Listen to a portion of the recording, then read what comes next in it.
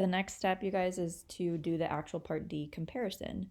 Now, this is where you guys are going to save the most financially with the entire Medicare system because every single year the drug plans change.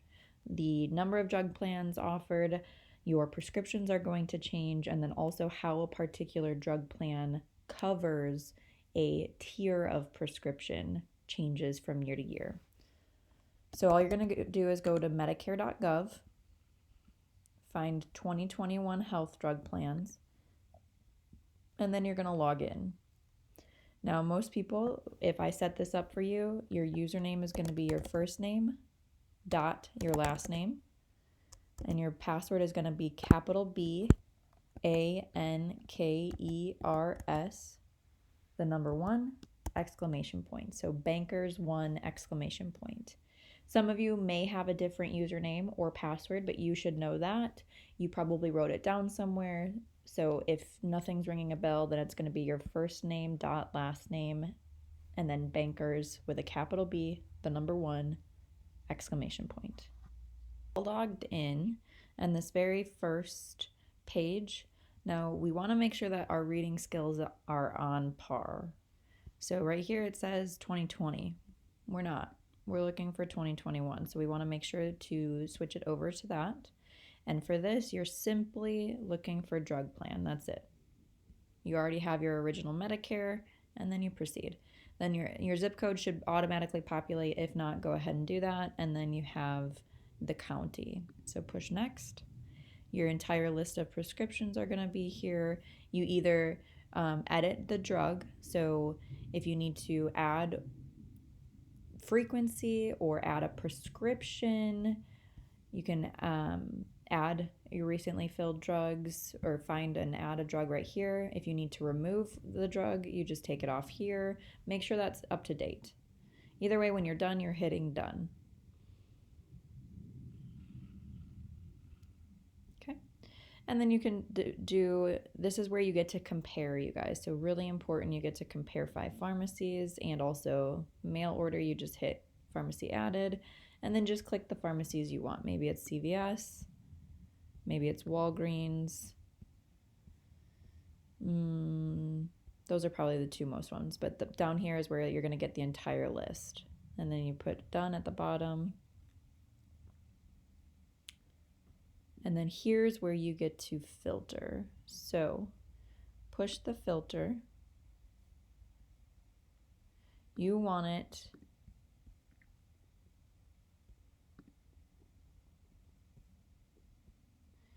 normally you want it by total annual cost. So I don't know why this isn't giving me an option.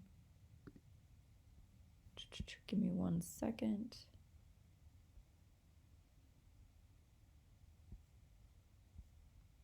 Oh, right here. Okay, so this first box, your next plan, basically says if you didn't do anything, if you didn't look at this, if you didn't review this for 2021, your next plan will be this. So maybe it's the same one as what you currently are on, because again, most of these are just rolling over, but if they no longer offer the one that you're on, then it'll go to the new one that it automatically puts you on. So this way, by us looking at it, you get a little bit more control on your costs. So looks like next year you're going to have 35 plans for the Austin area. I believe this year it was only 29, so definitely an increase. And here for the sorting, you want the lowest drug plan plus premium cost. So this takes into consideration all of the costs from lowest to most expensive annual cost. And then it has it sorted as you're going through these. Okay, I generally just stick you in the cheapest one. So it's usually that first one because it's taking the total annual cost. Now this person has pretty hefty prescriptions, so don't let this annual cost scare you. If you're on just generics, it's usually like $100 for the entire year. Don't worry about that. But again, this is sorted so that it's taking into consideration the monthly premium of $13 plus all of the prescription co-pays and then your deductible as well. Okay, then honestly, if you wanted to look at the first 2 or 3 just to see if the one that you're currently on is in the top 3, then it might just be worth your energy to save and just keep using what you're using. But either way, you're going to get the entire list of the 35 drug plans. Okay, all the way to page 4. So remember that the cheapest drug plan for this person was $6,000 annual. And it looks like the most expensive, $106,000, almost $107,000. So again, we really want to make sure that we're reviewing this every single year. So going back to that first one, we're going to go ahead and look at plan details.